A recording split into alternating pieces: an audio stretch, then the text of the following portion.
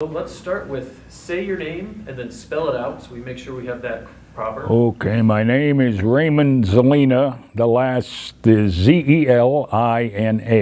And what unit did you serve with? A Battery, 605th Field Artillery. And what was your rank? Corporal, Okay. most of the time. Most of the time. And your approximate service dates? Oh, January 1943 till January 1946, as it turned out, for the tour with the 10th. Yeah, I was also in the Korean War and stayed in after that. So the Army was your career then? yeah, up till 1968, I guess. Yeah. Did you make it over to Vietnam or not? No, they sent me up to Minneapolis with the National Guard. Well, yeah, safer than the jungles, I think. That's where they sent me. I was a soldier. Yep. It's that simple. That's right. So when did you sign up with the 10th? Were you drafted? Were you a three-letter man? How did you get into it? Well, the same way most of the men in the artillery got into it. They loaded us in a troop train in Fort Hays, Ohio, and sent us out to Camp Carson, Colorado, and we became the 605th Field Artillery. And that was it, huh? That was, hey, come on. So was there any special challenges to artillery in the mountain? You know, I've talked to a lot of riflemen, and they had their challenges, but, you know, what's different about being an artilleryman in the mountains? Well, in the first place, it's a pack artilleryman. And the pack is significant because it meant you hauled the 75 pack howitzers on mules. And the mules were your first significant challenge. You can talk to the rifle boys, and they were all scared to death of the damn thing. So,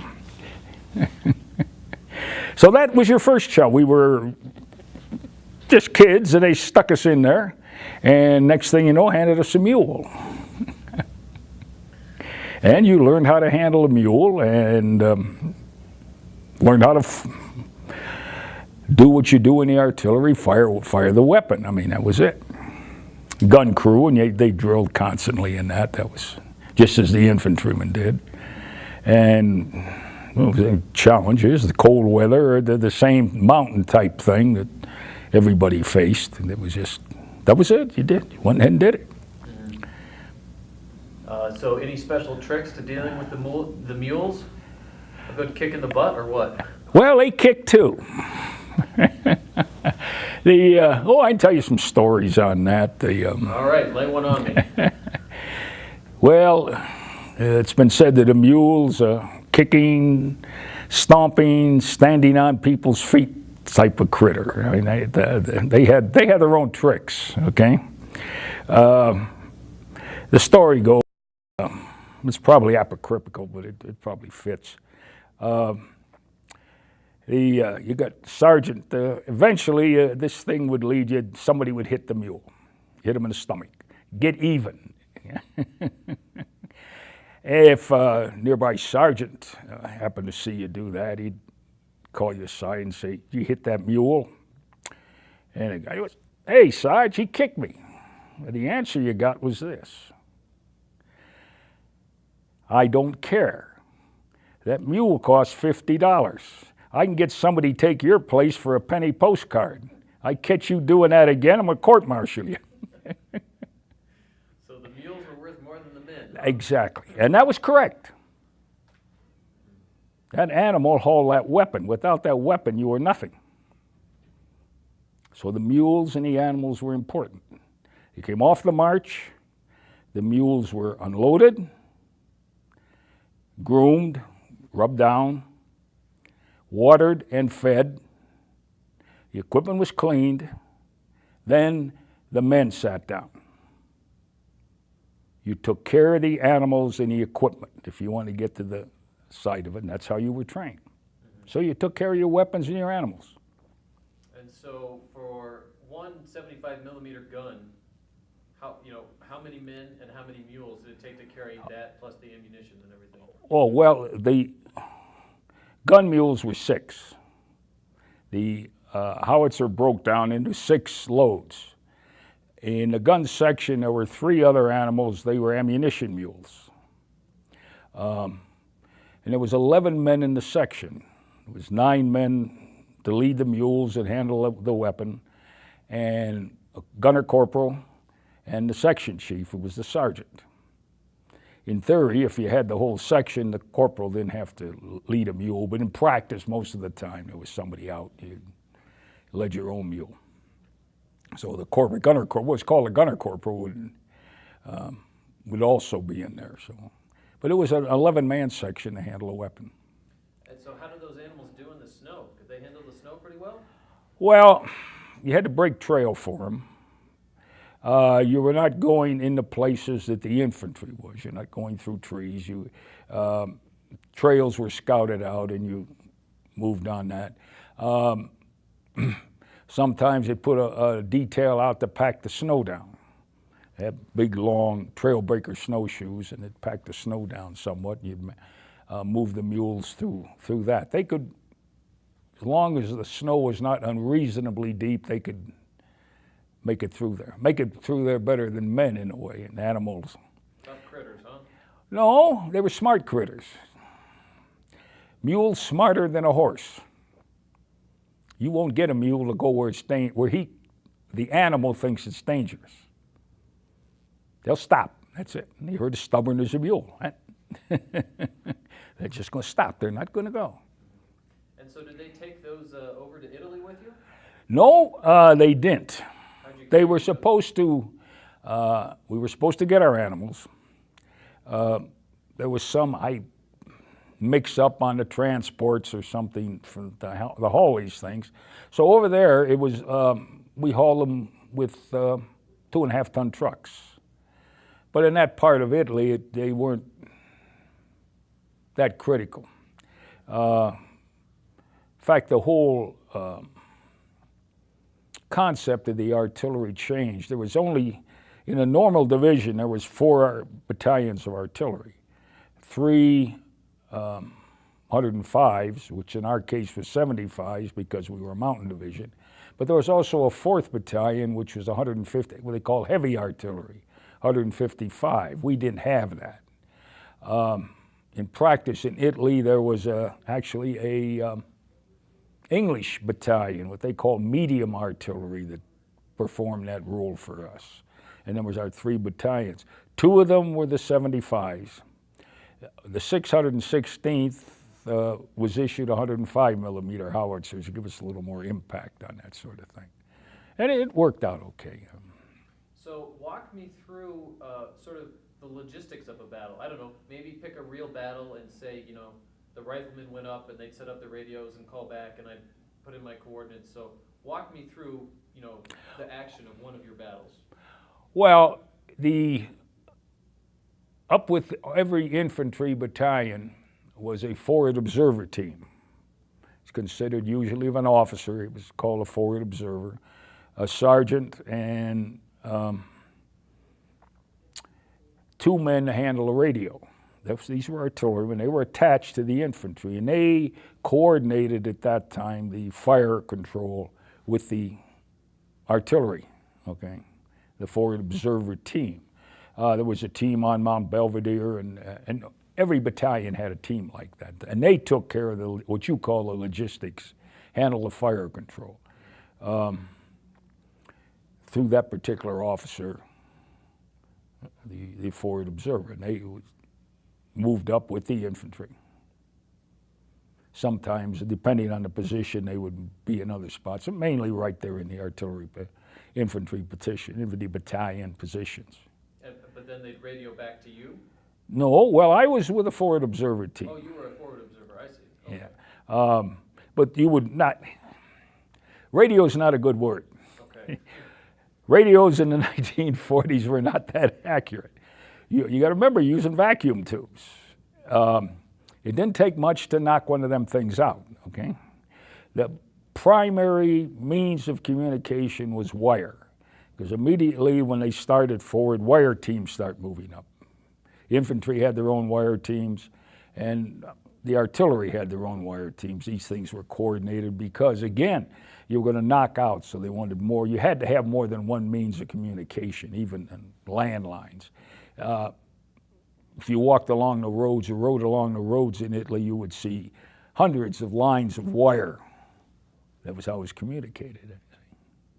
And so, after a battle, did they roll it up and use it again, or you just get new stuff and just You just get new stuff. They just cut it and let it go. Yeah. In training, we roll it back up, but in battle, they just kept going. There was salvage crews coming in behind them that took care of that stuff. And maybe they salvaged the wire, maybe they did, I don't know. You just grabbed the wire and kept going. But wire was at that time was your primary means of communication.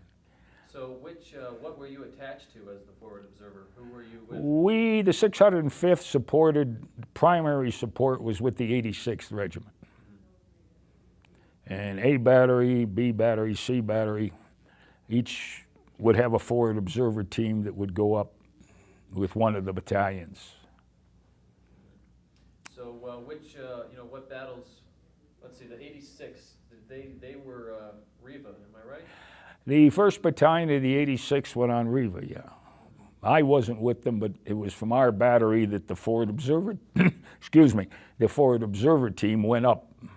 Then was on the outpost there with Jim Luce's platoon in the 86th.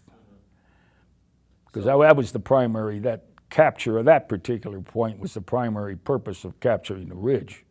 That was the Germans' primary observation post, and that was the key post, and it was a Jim Luce's platoon from the 1st Battalion of the 86th.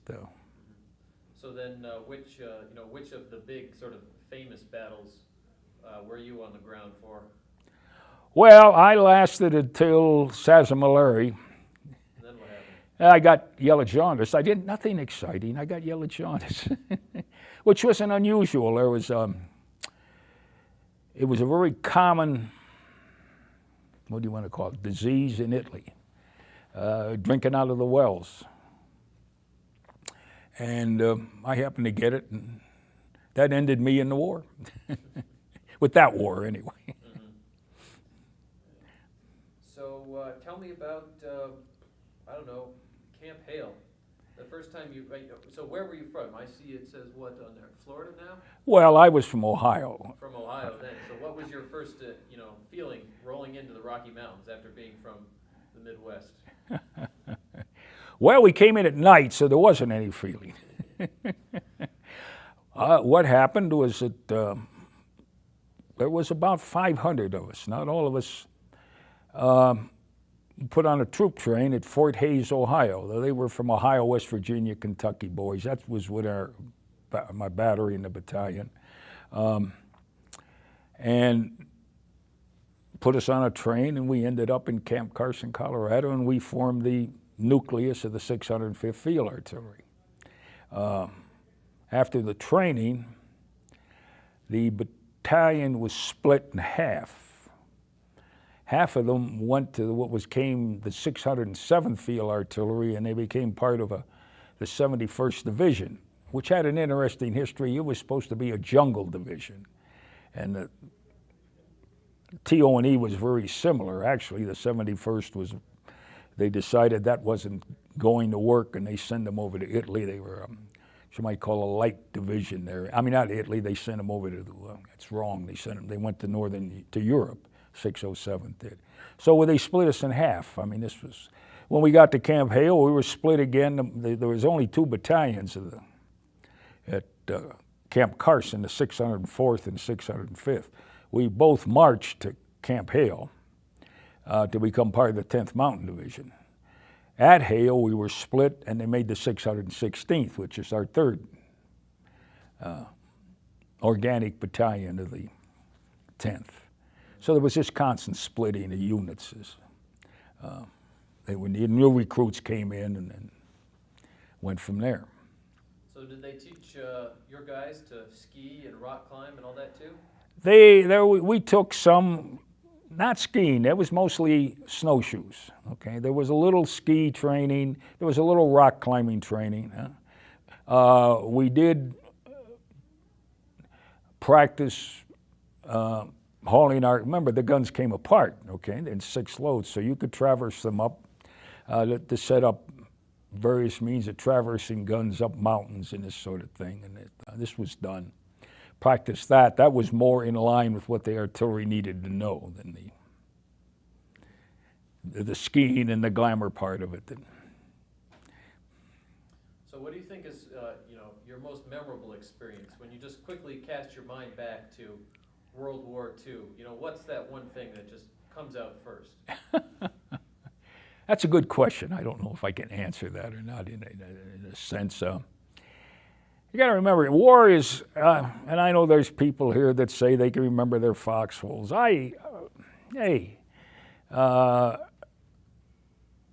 We went in, set up, we went up with I remember Sassomolare, but your memories, at least as far as I was concerned, they're jumbled. I mean, you don't remember specific places in the sense that this was 200 yards from here. You know the place, so you remember it. But to remember that, I couldn't say. I can tell you this. I know up until they tore it down in Lozano. When we first moved into position, we were in Lozano. We had the gun positions pointing towards Belvedere on a little ridge that was out there. And where we've had our first fire direction center was standing up till about 1995. And then urban sprawl come in, Italian style, and they tore it down and put in apartments or something. But the old barn that was there that we used at that time was there for a long, long time. I wouldn't have remembered, but a friend of mine, Bill Knight, who was I guess a 95 trip, I guess, Bill said, let's go down, and he remembered where this was. Several guys that did. I would never found it. Bill knew where it was. So maybe that's something in me, I don't know. I've been a topographic man, I've been a surveyor and a lot of things, but I can't say that in the war I remembered. I don't know if I had any, what I would call memorial. It was all a memorial experience. Can I say that? Yeah, hey. Well, let me ask you this then. If you don't remember the specific of the places, do you remember sort of, the general feeling of like what you were thinking or what the, the experience of what that was like? Because that doesn't take, you don't need the, yeah. Well, of course you're scared. Now, there's no question about that. But being scared is survival. It's one, psychologically, is a way you survive. Fear is not bad. Too much fear is bad, but a certain amount of fear is necessary. So you have this in some degree, and it varies from individual to individual. There's no question about that. But you might remember that a lot of it's hurry up and wait. You're not always in battle. And in movies you are, but in practice, a lot of it's just sitting in a foxhole, or observing as we did. We were observers just sitting out there, and there's nothing to see. And the Germans aren't stupid. Ain't going to come out and wave a flag for you. They're down, hid too.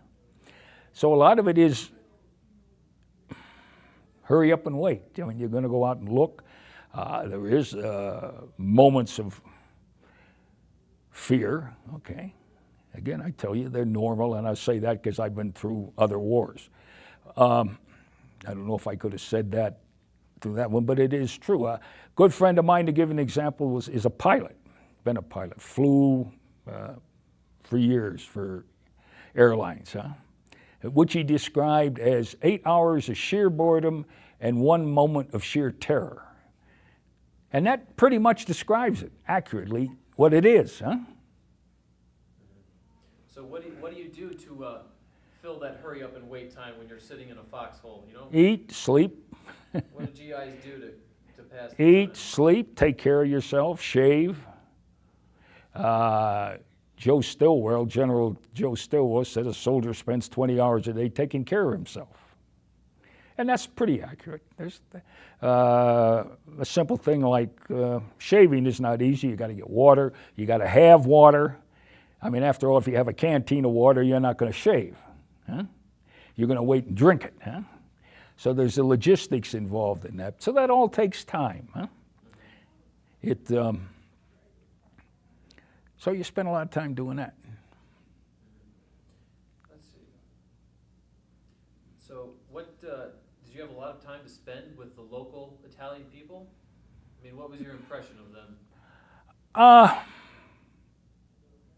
In my time there, you're talking about in Lozano and those places. First place, as I remember, and our first position was Lozano. I don't really remember.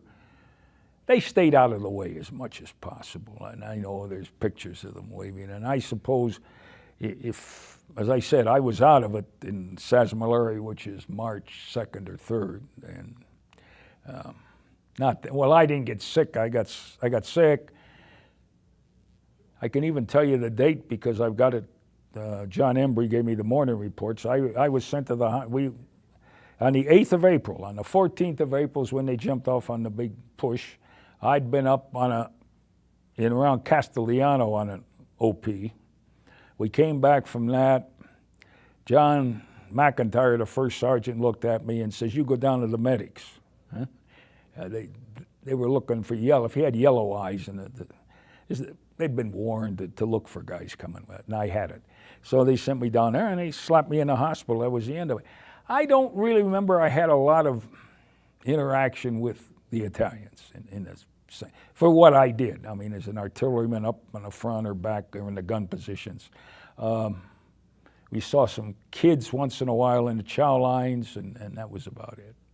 What about Germans? I guess, you're a little farther back than the front line, but surrendering Germans or seeing them? The only Germans I saw were dead Germans.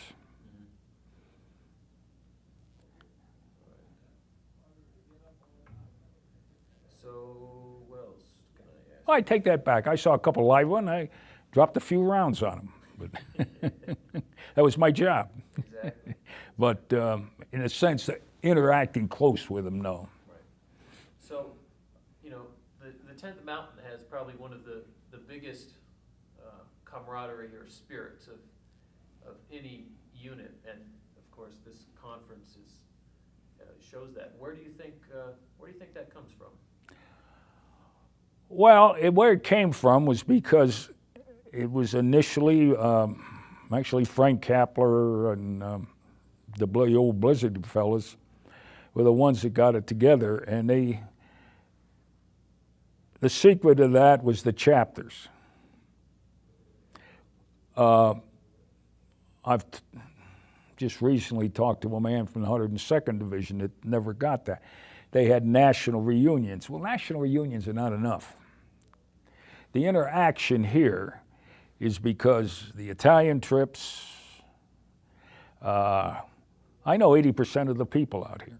Now, I'm unusual. I was the Blizzard editor for 9 years, so right there I met a lot of people. I was bus captain on the Italian trips for 1, 2, 3, 4 of the things, okay? All these are people that you met, and these are the same people that come to these. So it's the little things. Chapter meetings, the Italian trips are where this camaraderie built up, in my opinion. The national reunion will not do it. It's necessary, but it doesn't build up the camaraderie. What do you think about the fact that this is the last one sponsored by? It's got to happen sooner or later. My battery, A battery, met periodically for 66, 30, 40 years. We meet no more. We will muster no more. The 6, 7, 8 of us that are still around that we know about. And that's what will happen here. This is just a normal. This is natural.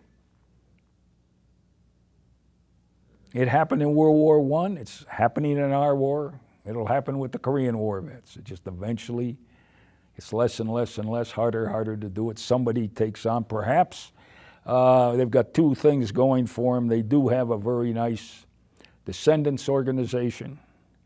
This will help. The fact that the 10th was reactivated, these fellas eventually will come in. Not immediately. And you got kids to raise, to get to college, have mortgages to pay, and all this is life, huh? But the day will come when you say, I wonder what happened to old Joe. Huh? And there is such a thing as a bond of brotherhood. The movie Band of Brothers that used that theme. Ambrose did that.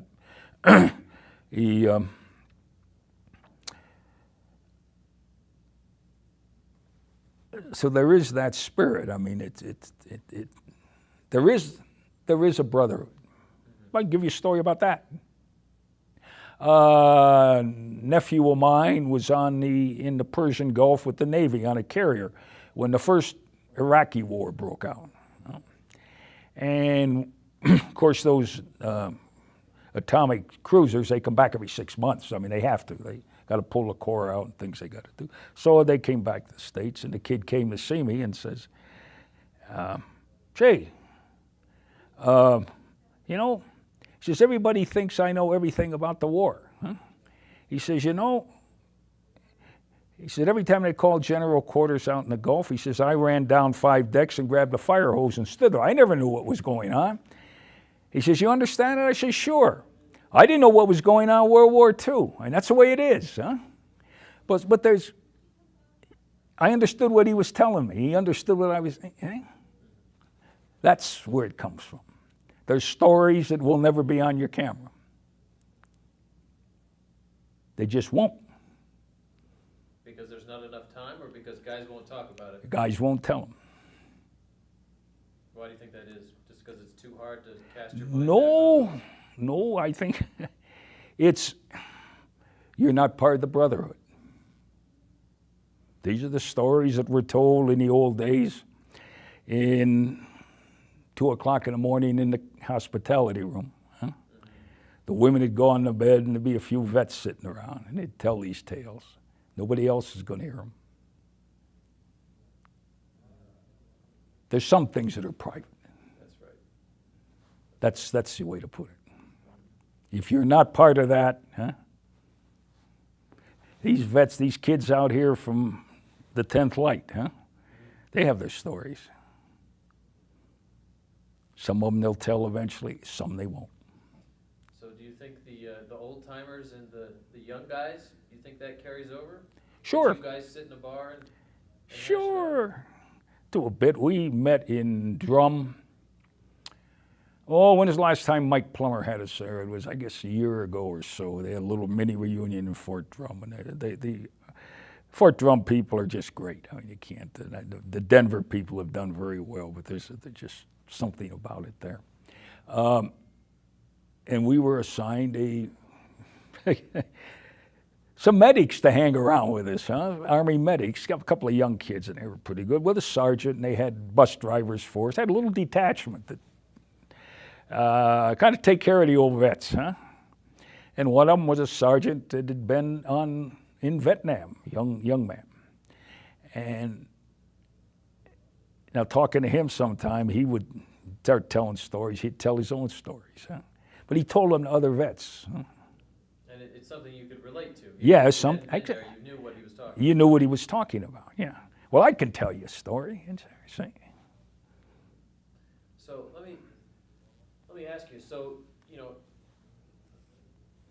say that sort of the band of brotherhood. So there's sort of a general experience that all warriors have, but then there's definitely sort of a 10th Mountain experience within that. That is the Camp Hale experience. That's the Camp Hale experience. Okay. That was unique. If you watch, as I said, I did the Blizzard for 9 years. The unique part of it was always the Camp Hale experience. And that was a unique experience. That is what made us special troops or special forces or elite forces, was that training in Camp Hale and the training before that the 87th went through. I mean, after all, the 87th, the invasion of Kiska turned out to be not much, huh? However, the fact that they had trained in Rainier, and they were a unique band of people.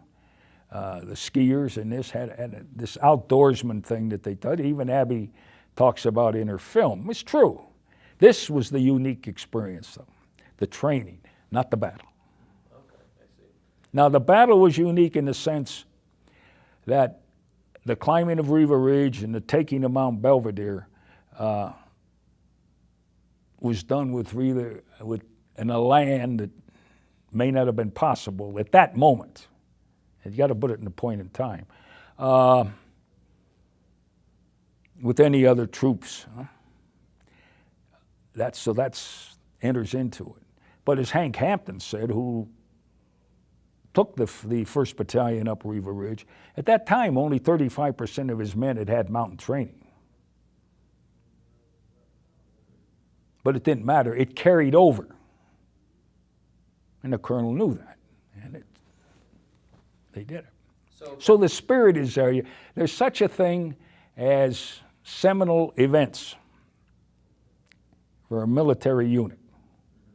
For the artillery, it was the march from Carson to Hale. But you actually walked that? Sure. On your feet? Yeah. Not on a train? No. You tell me this story. I haven't heard this one before. Oh, okay. I even wrote it in that for Turner for his last book he put out.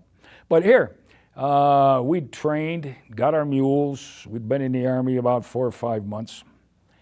They'd split out the guys that went to the 607th. And all of a sudden, we got orders to we were going to march to Camp Hale. It was 250, 150, who knows? The rumors fly. The kids. It was actually about, I guess somebody figured out 170, 180 miles we marched.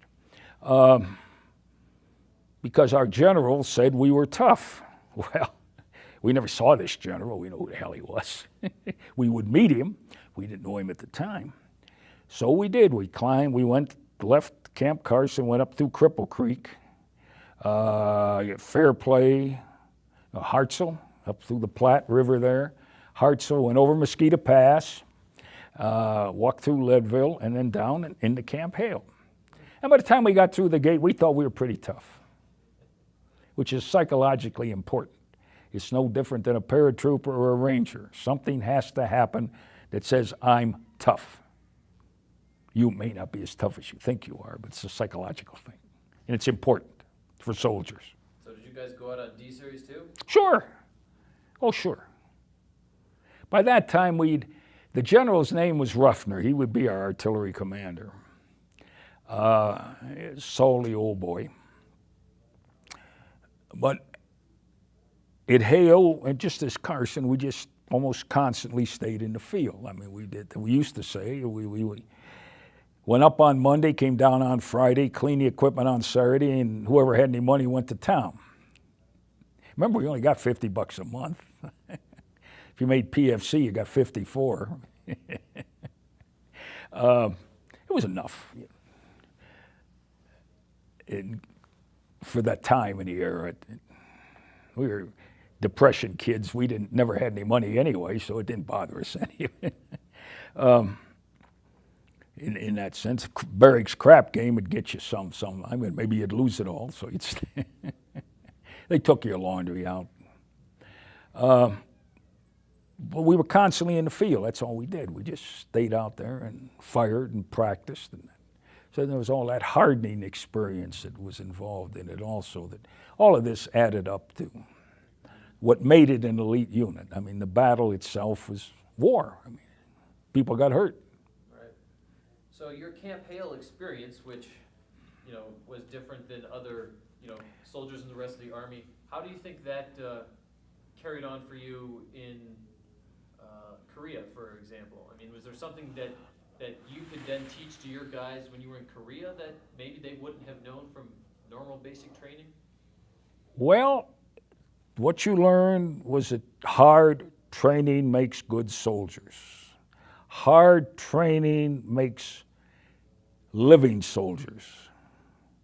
The harder you train, the better the chances are your men coming through.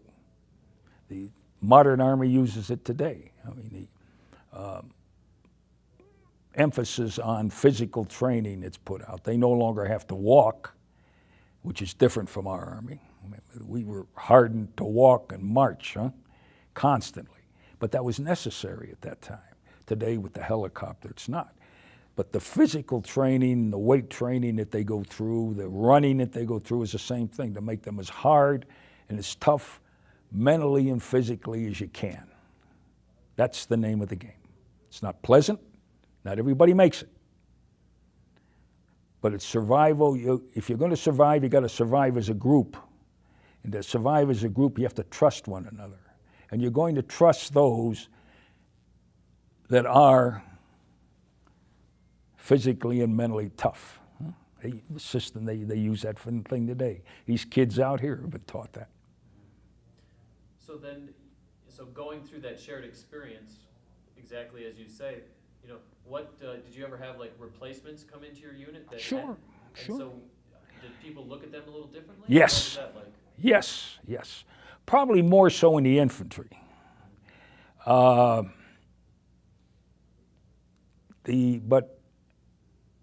with us, yes, you're not part of the group yet.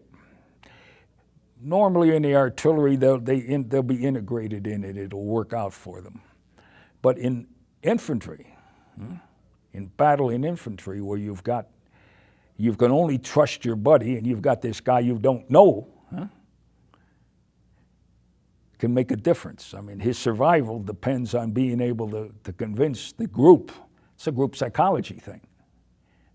That, hey, I can make it. And because he has to do that, mostly they will. Because they must. Otherwise, they're shunted aside. And shunning aside don't mean that. It just means they're just not going to tell him what he should know. There's a group psychology involved in that, and it applies, I'm quite sure, out here. And it just, hey. Although the service and the training has changed somewhat, but there's still this feeling you're not always part. You've got to earn your right to be part of the group. Does that make sense? All right, well, we've got a few minutes left here, and my last question is, what did I miss? Is there any part that you wanted to touch on that I didn't talk about? Is there, you know, when you put your name on the board out there, what did you think you were going to come in here and talk about? You know, what did I miss? Hey, listen, Abby Keeley Bombard, I know Abby. Convincing lady, isn't she? I know Abby, and she says, hey, you come down here, and Ray, you're going to do this. All right, I know her. So okay, Abby, so here I come. I hope I contributed something. I mean, those are my... Any last words to sum up, anything like that? No, it's been quite an experience. For myself personally, I think the years in the 10th were rewarding. I've always looked at the Korean War as something, if you see the modern Korea and compare it to what it was in 1950, we did all right there. It's a country that's in its own way became what it has to be. I said I missed the Vietnam War. I did get a chance to see the Guard, work with the Guard. They were good soldiers. They didn't use them, but the legacy of that's today that they are using them. And it's all part of being a soldier. And it is an experience. It's one I wouldn't change. And like any old vet say, I would never want to go back in that battle again, but I wouldn't have missed it for the world because you survived it. And these are old saws, but they're true if you analyze them. All right, the only last thing is if you could just hold up your name tag, I'm going to zoom in on that. Okay, here we go. Here, how's that?